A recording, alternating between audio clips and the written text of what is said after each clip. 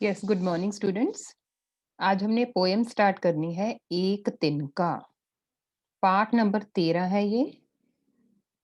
तिनका क्या होता है? तिनका कोई बताएगा मुझे? तिनका किसको कहते हैं हम? प्रत्युष बताओगे मुझे तिनका क्या होता है?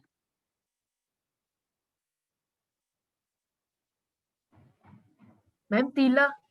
तीला पंजाबी वाला वर्ड है ना, तीला। हाँ ठीक है।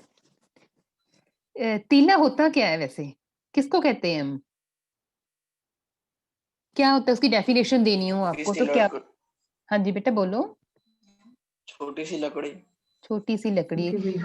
मैं सूखे यस, घास बिल्कुल घास का सही। छोटा सा टुकड़ा। घास का छोटा सा टुकड़ा। एक तो होता है ना हरे रंग का होता है, लेकिन जब वो सूख जाता है तो वो तिनका बन जाता है और उड़ने भी लगता है। कई बार जब तेज हवा आती है तो हम देखते हैं कई बार कि घास के टुकड़े ऊपर आसमान में उड़ रहे हैं। कई बार हमें लगता है, कई बार हम कोई अपना स्कूटर एक्टिवा चलाते हैं तब भी हमारी आंख में उड़ता हुआ कोई तिनका चला जाता है।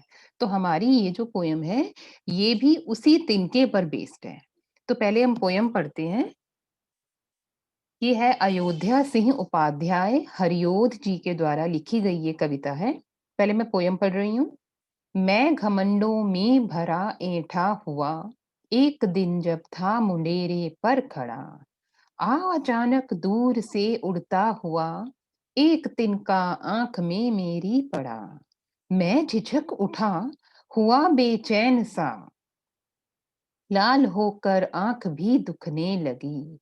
मूठ देने लोग कपड़े की लगे, ईंट बेचारी दबे पांवों भगी। जब किसी डब से निकल तिनका गया, तब समझने यूं मुझे ताने दिए। ईंट था तू किस लिए इतना रहा, एक तिनका है बहुत तेरे लिए। तो ये पोयम है कि हमें एक छोटा-सा तिनका ही हमारे घमंड को दूर करने के लिए काफ़ी है। तिनके की कोई कीमत नहीं होती, बहुत तुच्छ होता है तिनका। हम तिनके को अपने जीवन में हमारे कोई अहमियत नहीं है। घास का एक छोटा-सा तिनका ही है तो, पैर के नीचे रौंद के हम आगे निकल जाते हैं। लेकिन वही तिनका हमारे लिए परेशानी खड़ा कर देता है।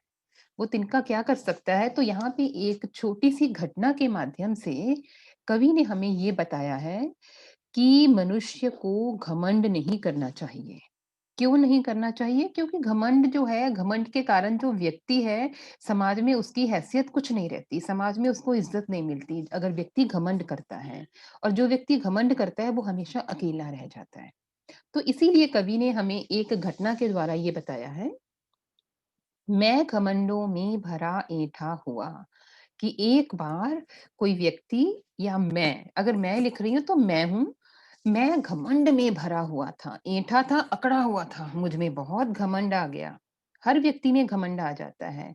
तो जो जो व्यक्ति, एक व्यक्ति के बारे में यहाँ बताया गया है कि एक व्यक्ति जो है, वो अपने घर के मुंडेरे पर, घर की छत पर, बिल्कुल जो मुंडेरा होता है, ये देखो ये मुंडेर बना हुआ है, ये जो साइड्स में वॉल बनी होती है वो, वहाँ पे वो खड़ा था, घमंड से भरा हुआ था, बहुत ज़्यादा उसमें घमंड था कि इस दुनिया में मैं ही मैं हूँ, मेरे पास इतना पैसा है, इतनी ताकत है मुझ में।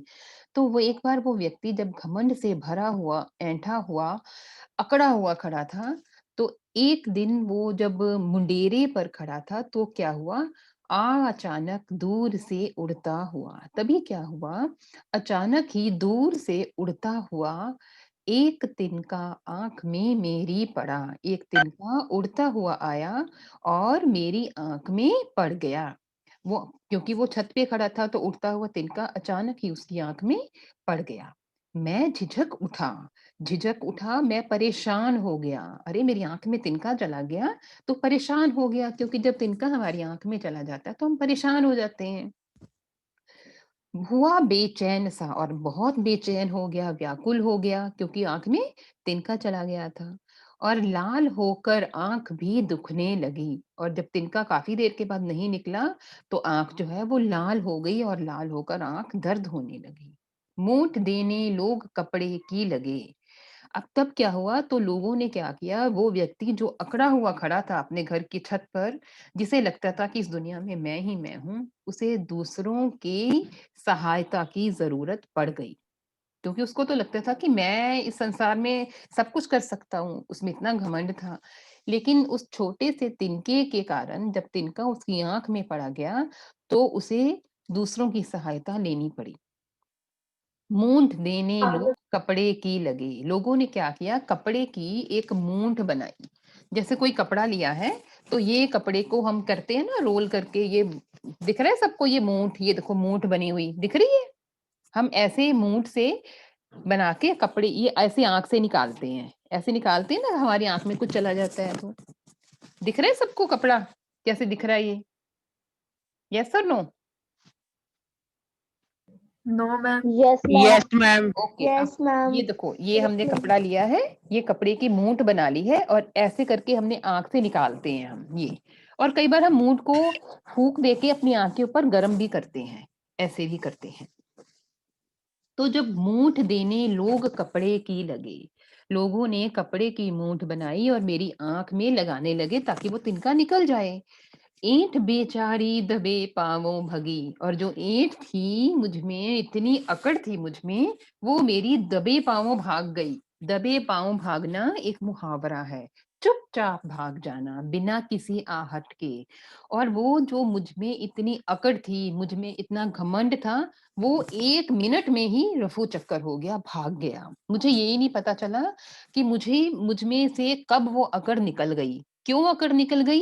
क्योंकि मैं तो अपने आप को ही बहुत सर्वशक्तिमान समझता था। लेकिन उस तिनके के कारण मुझे लोगों की सहायता लेनी पड़ी, क्योंकि लोगों ने ही मूठ लगाई, मूठ के द्वारा उस तिनके को निकालने की कोशिश की। मूठ देने लोग कपड़े की लगे, ऐंठ बेचारी दबे पाँवों भगी, और जो मेरी अकड़ थी, वो दबे पाँवों चुपचाप वहां से भाग गई। जब किसी ढब से निकल तिनका गया, और जब किसी ढब से, किसी प्रयास से, ढंग से, तरीके से, ढब का मतलब है तरीका या प्रयास, जब किसी तरीके से तिनका निकल गया और तिनका मेरी आंख से निकल गया, बड़ी असीम शांति महसूस हुई मुझे, क्योंकि मैं तो परेशान हो गया था उस तिनके के कारण जब वो मेरी आंख में गया। और जब किसी तरीके से वो तिनका निकल गया, तब समझ ने यूं मुझे ताने दिए। तब मेरी समझ ने, मेरी बुद्धि ने मुझे ये ताना दिया, ये कहा, अरे तू तो इतना करता था, तू तो समझता था कि मैं ही मैं हूँ, मैं सर्वशक्तिमान हूँ। और इस समझ ने मुझे क्या उलाहना दिया कि ऐंठता तू किस लिए इतना रहा? तू इस तरह से इतनी अकड़ में किस तरह रहा? क्यों रहता था? क्यों रहा? क्योंकि उस अकड़ को निकालने के लिए, उस घमंड को निकालने के लिए, एक तिनका है बहुत तेरे लिए। एक छोटा-सा तिनका जो बहुत ही तुच्छ है, जिसकी कोई वैल्यू नहीं है, वो छोटा-सा तिनका ही मेरी उस अकड़ को निकालने के लिए काफ़ी है, क्योंकि उस छोटे से तिनके ने मुझे परेशान कर दिया और मेरी अकड़ निकल के भाग गई, और वो घमंड, ऐंठना जो मुझ में था, वो सारा का सारा गायब हो गया। तो इस प्रकार से अयोध्या सिंह उपाध्याय जी ने इस कविता के माध्यम से हमें घमंड ना करने की सीख दी है, कि मनुष्य को कभी भी घमंड नहीं करना चाहिए, क्योंकि उस इतने घमंड बहुत होते हैं मनुष्य में, और उस घमंड को निकालने के लिए क्या काफी है? घास का एक छोटा सा तिनका ही काफी है। वही अगर हमारी आंख में चला जाता है, तो हम लोगों पर निर्भर हो जाते हैं, लोगों की मदद मांगते हैं उस तिनके को निकालने के लिए। और यही इस कविता की शिक्षा भी है। अब इसकी बैक एक्सरसाइज देखिए। नीचे दी गई कविता की पंक्तियों को सामान्य वाक्य में बदलिए। एक एग्जाम्पल हमें दिया गया है, एक तिनका आंख में मेरी पड़ा। मेरी आंख में एक तिनका पड़ा। मूठ देने लोग कपड़े की लगे। लोग कपड़े की मूठ देने लगे। एक दिन जब था मुंडेरे पर खड़ा। कौन बनाएगा इसका? सिंपल हिंदी में लिखना है। एक दिन जब था मुंडेरे पर खड़ा।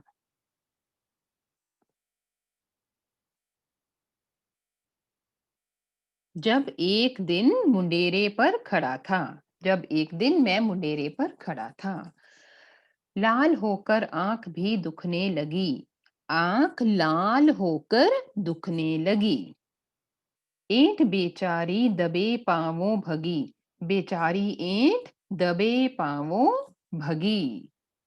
जब किसी ढब से निकल तिनका गया, जब किसी ढब से तिनका निकल गया। ये सिंपल हिंदी में हमने सेंटेंसेस लिखने हैं। सेकंड क्वेश्चन है, एक तिनका कविता में किस घटना की चर्चा की गई है जिससे घमंड नहीं करने का संदेश मिलता है? तो इस क्वेश्चन में हमने इस पोयम में जो घटना बताई गई है उसको लिखना है, ज्यादा लंबा नहीं लिखना है, टू द पॉइंट हमने आंसर लिखना है जो हमें इस कविता में घटना बताई गई है। इस एक तिनका कविता में घटना बताई गई है कि जो है एक व्यक्ति है, कोई भी हो सकता है, कभी भी मान सकते हैं, किसी व्यक्ति के बारे में भी हम कह सकते हैं, अपने बारे में भी कह सकते हैं। यहाँ पे मैं हो सकता है, वह हो सकता है, क्योंकि ये किसी व्यक्ति के द्वारा हमें शिक्षा दी गई है कि जब एक व्यक्ति अपने घर की मुंडेरे पर खड़ा था, तो अचानक उड़ता हुआ एक तिनका उसकी आँख में पड़ गया। उस तिनके के कारण वह परेशान हो गया, व्याकुल हो गया और वह बड़ी अकड़ में खड़ा था, लेकिन वो अकड़ उसकी सारी भाग गई क्योंकि उसे दूसरों की सहायता लेनी पड़ी।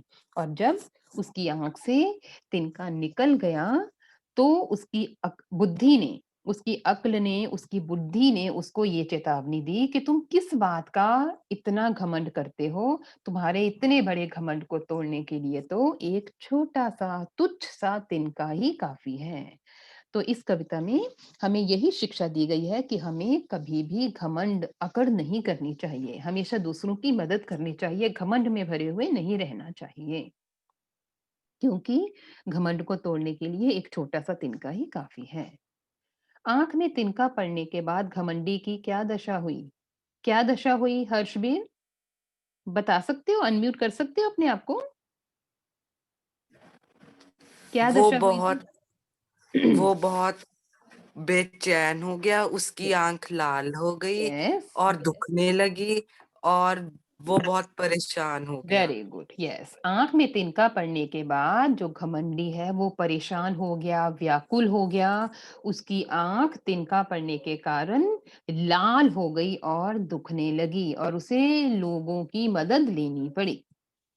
घमंडी की आँख से तिनका निकालने के लिए उसके आसपास लोगों ने क्या किया? आसपास के लोगों ने क्या किया था? मन्नत, क्या किया था बेटे?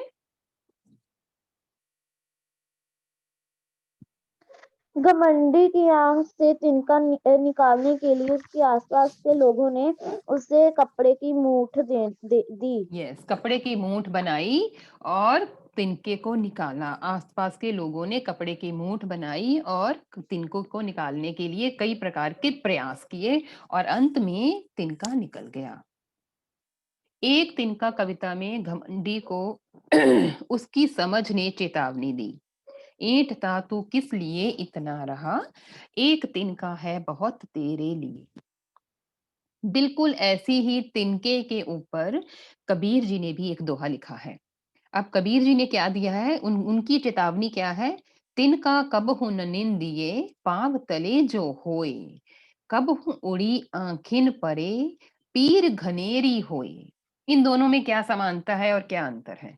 दोनों में समानता तो यही है ना कि दोनों ने एक तिनके के उदाहरण के द्वारा हमें शिक्षा दी है। पहले में तिनके के द्वारा ये बताया गया है कि मनुष्य को घमंड नहीं करना चाहिए क्योंकि उसके घमंड को तोड़ने के लिए एक तिनका ही काफ़ी है, जो हमें इस कविता में हमने पढ़ा है। लेकिन कबीर जी का भी एक दोहा है जिसमें उन्होंने घास को घास की निंदा ना करने के बारे में कहा है। इसका मतलब है कि हमें किसी को भी कमज़ोर नहीं समझना चाहिए, क्योंकि घास को अगर हम पैर के नीचे रौंद देते हैं और आगे निकल जाते हैं, पाँव के तले दबा के आगे निकल जाते हैं, तो हमें लगता है कि हमने बड़ा महान काम किया है। लेकिन तभी क्या ये ऐसा भी हो सकता है ना कि वो ही तिनका जिसको हमने पाँव के नीचे रौंद दिया है, उड़ता हुआ वही हमारी आँख में पड़ जाए और जब वो हमारी आँख में पड़ जाता है, तो हमें बहुत ही पीर घनेरी होए, तो हमें बहुत ज़्यादा पीड़ा देता है। तो दोनों में तिनके के बारे में कहा गया है, फ़र्क ये है कि पहले में घमंड ना करने के बारे में कहा गया है और दूसरे में किसी भी प्राणी को कमज़ोर नहीं समझने के बारे में कहा गया है। आपने नोटबुक में बेटा क्या करना है, फर्स्ट क्वेश्चन हमने बुक में ही करना है। ये हमने नहीं करना है नोटबुक में, सेकंड, थर्ड, फोर्थ करना है हमने नोटबुक में। और सेकंड, थर्ड, फोर्थ के बाद फिफ्थ भी हमने सिर्फ डिस्कशन के लिए किया है, ये भी हम नोटबुक में नहीं करेंगे। इसके साथ एक और क्वेश्चन ऐड कर लीजिए, एक तिनका कविता का केंद्रीय भाव लिखिए। अब केंद्रीय भाव क्या होगा कि इंडी हिडन मीनिंग क्या है? इतना बड़ा कवि ने हमें एग्जाम्पल दिया है, घास का एग्जाम्पल दिया है, मुंडेरे पर खड़ा किया है घमंडी को। कवि कहना क्या चाहता है? यतिन, आप बता सकते हो बेटा? हमें किसी को भी छोटा नहीं समझना चाहिए। और इस कविता के द्वारा हमें क्या कहा गया है? क्योंकि कविता में तो कवि कैसे घमंडी कैसे खड़ा था? घमंड में खड़ा था। हमें क्या नहीं करना चाहिए? घमंड। यस, केंद्रीय भाव ये है कि हमें कभी भी घमंड नहीं करना चाहिए।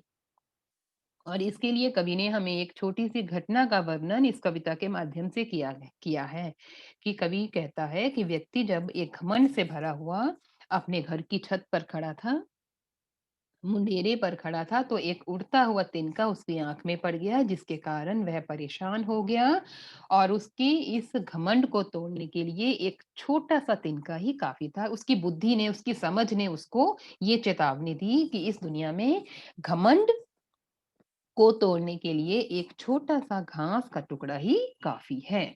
यही हमने लिखना है केंद्रीय भाव में, लेकिन घटना को थोड़ा सा एक्सप्लेन करना है। अगर हम अनुमान और कल्पना के बारे में करें तो फर्स्ट क्वेश्चन है कि इस कविता में मैं कहा गया है। एक दिन जब मैं, अब मैं की जगह पे वह भी हो सकता है। जब वह होगा तो एक दिन जब वह मुंडेरे पर खड़ा था, तो ऐसे हो जाएगा ना। तो हमने जहां जहां मैं लगाया है वहां वहां हम वह लगा सकते हैं। सेकंड क्वेश्चन है, ऐंठ बेचारी दबे पांवों भगी, तब समझने यूं मुझे ताना दिया। इन पंक्तियों में ऐंठ और समझ शब्दों का प्रयोग सजीव प्राणी की भांति किया गया है। जैसे ऐंठ उसको बोल रही है, ऐंठ भाग गई, समझ ने उसको ताना दिया। तो ये हमें सिर्फ एक अनुमान लगाना है कि अगर ऐंठ और समझ आपस में बातें करते तो वो किस प्रकार की बातें करते। ऐंठ कहती अरे मैं तो भाग रही हूँ, और समझ का और ऐंठ क्या कहते, समझ कहती अरे देखा तेरे को मैंने भगा दिया ना, एक छोटे से टुकड़े ने तुझे, घास के टुकड़े ने भगा दिया। तो ये सिर्फ एक हम डिस्कशन के लिए ही लिख सकते हैं कि नाटक में दो पात्र होते तो उनका अभिनय कैसा होता। इसको आप इमेजिन भी कर सकते हो और हम इसको डिस्कस करेंगे अपनी नेक्स्ट वाली क्लास में। आपने तब तक सोचना है कि ऐंठ और समझ किस प्रकार एक दूसरे से बातें करते अगर वो आपस में नाटक करते। ऐंठ अकड़, जो व्यक्ति की अकड़ है, क्योंकि हमें इस कविता में इनको एक सजीव पात्र माना गया है। तो अगर हम ये संवाद भी लिखते तो ये आपस में किस तरह की बातें करते हैं, ये हम नेक्स्ट क्लास में डिस्कस करेंगे। इसको आपने रिवाइज करना है, एक बार इस प्रिपेयर करके आना है ये क्वेश्चन। नेक्स्ट क्वेश्चन है भाषा की बात देखिए। अब कई बार किसी चीज को, किसी काम को करने के लिए हम कहते हैं ना कि तू फर्र से भाग जा, तो फर्र से भाग जा। बारिश टप टप पड़ी, टप टप एक शब्द है। तो हमने इन जो नीचे हमें ब्लैंक्स दिए गए हैं, हमें ऑलरेडी वर्ड्स भी दिए गए हैं, तो हमने इसमें वर्ड्स को चुनकर लिखना है। मेंढक पानी में डैश कूद गया। कैसे कूद गया? छप से कूद गया। नल बंद होने के बाद पानी की एक बूंद टप से चू गई। टप टप करता है ना पानी। शोर होते ही चिड़िया डैश उड़ी। चिड़िया कैसे उड़ गई? फुर्र से उड़ गई। ठंडी हवा कैसे चली, कैसे गुजरी? थर थर से गुजरी। क्यों? सन से गुजरी। कैसे गुजरी? ठंडी हवा सन से गुजरी और मैं ठंड से थर कांप गया। ये वर्ड्स हमने यहाँ फिल करने हैं। तो ये हमने चैप्टर किया है, कविता की है एक तिनका।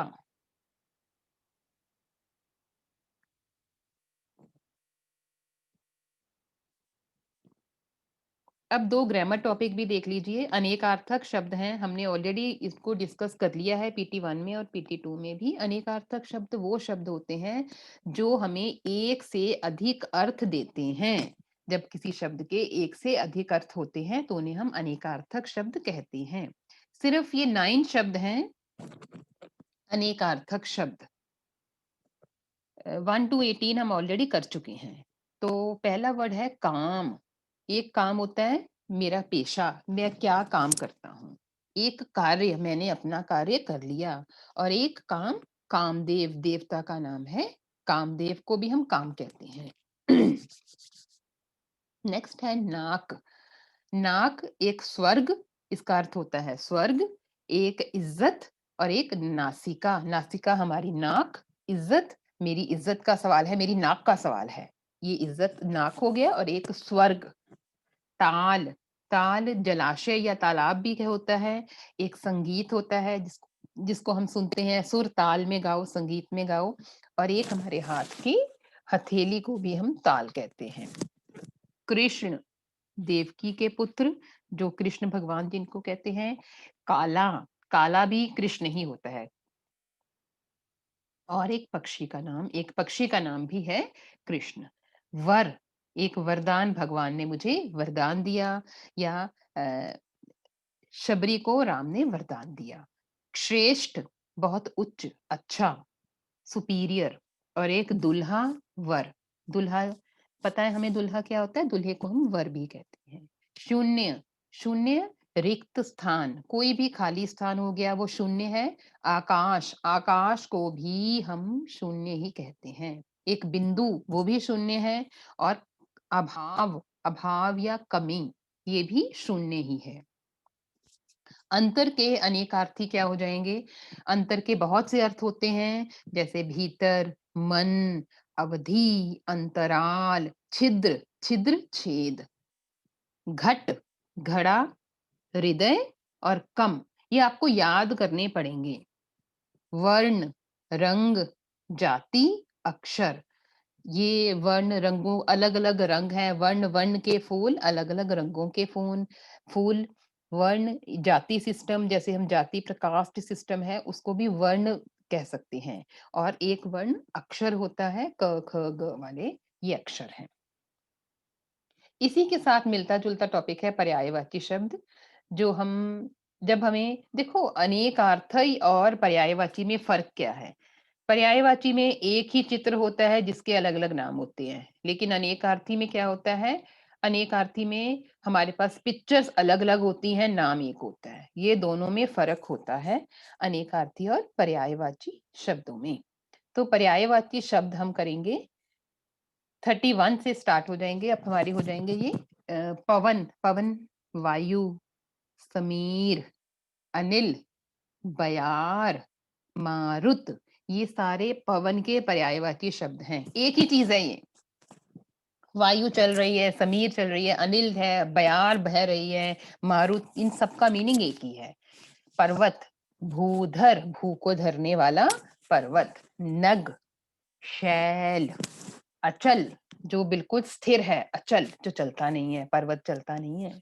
गिरी और महीधर, महीभर, ये मही को धारण करने वाली, मही को धारण करने वाला महीधर।